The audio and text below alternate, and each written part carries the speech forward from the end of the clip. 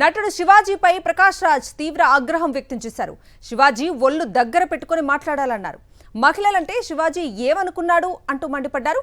శివాజీ మాట్లాడింది ఖచ్చితంగా తప్పే అన్నారు ప్రకాష్ రాజ్. శివాజీ వ్యాఖ్యలు సభ్య సమాజం తలదించుకునేలా ఉన్నాయన్నారు. నీకు వేదిక ఇచ్చింది ఇష్టానుసారం మాట్లాడటానికి కాదన్నారు. మహిళల పట్ల శివాజీ తన దృష్టిని మార్చుకోవాలని హితోపదేశం చేశారు ప్రకాష్ రాజ్. సమర్థించడం ఏంటంటే అంత చెత్తగా మాట్లాడితే ఆడవాళ్ళు అంటే ఏమనుకుంటున్నారు?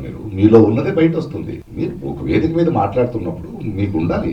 సరే, ఆయన క్షమాపణ అడిగాడు, బట్ ఒక సంస్కారాలు బలిదారు కదా. ఇప్పుడు ఆడవాళ్ళని సపోర్ట్ చేయాల్సింది మా బాధ్యత, మా కర్తవ్యం. అది శివాజీ గారు కానీ ఎవరు కానీ ఒక వేదిక మీద మాట్లాడేటప్పుడు ఒళ్ళు దగ్గర పెట్టుకుని, మీకు ఒక వేదిక ఎందుకు ఇచ్చారు? ఇప్పుడే ట్వీట్ చేశాను అనసూయగా, నువ్వు స్ట్రాంగ్గా ఉండు, ఆ సంస్కారాల అసహ్యం తెలుస్తుంది నాకు. నన్ను అదే తిడుతుంటారు. ప్రకాష్ రాజ్ గారు మీరు ఎందుకు మాట్లాడరాళ్ళు? అమ్మని లాక్తారు, చెల్లిని లాక్తారు, కూతురు లాక్తారు, అంటే వాళ్ళ బ్రెయిన్ ఎక్కడుందో అక్కడే మాట్లాడతారు వాళ్ళు. నటుడు శివాజీపై ప్రకాష్ రాజ్ తీవ్ర ఆగ్రహం వ్యక్తం చేశారు. శివాజీ ఒళ్ళు దగ్గర పెట్టుకొని మాట్లాడాలన్నారు. మహిళలంటే శివాజీ ఏమనుకున్నాడు అంటూ మండిపడ్డారు.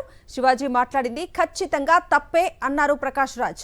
శివాజీ వ్యాఖ్యలు సభ్య సమాజం తలదించుకునేలా ఉన్నాయన్నారు. నీకు వేదిక ఇచ్చింది ఇష్టానుసారం మాట్లాడటానికి కాదన్నారు. మహిళల పట్ల శివాజీ తన దృష్టిని మార్చుకోవాలని హితోపదేశం చేశారు ప్రకాష్ రాజ్. సమర్థించడం ఏంటంటే అంత చెత్తగా మాట్లాడితే ఆడవాళ్ళు అంటే ఏమనుకుంటున్నారు? మీలో ఉన్నదే బయట వస్తుంది. మీరు ఒక వేదిక మీద మాట్లాడుతున్నప్పుడు మీకు ఉండాలి. సరే, ఆయన క్షమాపణ అడిగాడు, బట్ ఒక సంస్కారాలు బలిదారు కదా. ఇప్పుడు ఆడవాళ్ళని సపోర్ట్ చేయాల్సింది మా బాధ్యత, మా కర్తవ్యం. అది శివాజీ గారు కానీ ఎవరు కానీ ఒక వేదిక మీద మాట్లాడేటప్పుడు ఒళ్ళు దగ్గర పెట్టుకుని, మీకు ఒక వేదిక ఎందుకు ఇచ్చారు?